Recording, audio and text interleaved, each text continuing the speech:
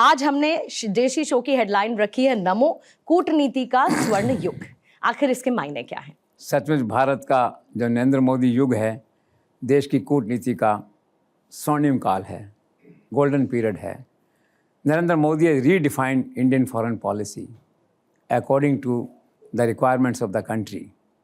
सबसे बड़ी बात यह है कि उनकी विदेश नीति में इस स्वर्णिम काल में भारत प्रथम और राष्ट्र हित सर्वप्रथम, इंडिया फर्स्ट, ये बेसिक एक तरह से जो गाइडिंग फैक्टर्स हैं इस समय वो रहे हैं। दूसरा महत्वपूर्ण बिंदु ये है कि नरेंद्र मोदी की विदेश नीति में प्रेशर या दबाव का कोई स्थान नहीं है। ट्रंप का केस आपके सामने है, आप देखते हैं फाइनली क्या हुआ।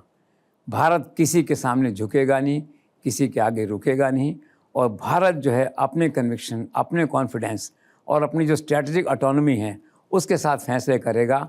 दूसरे देशों के हितों को ध्यान में रख के कम और अपने देश के हित को ध्यान में रख के ज़्यादा फैसले जो है वो भारत करेगा।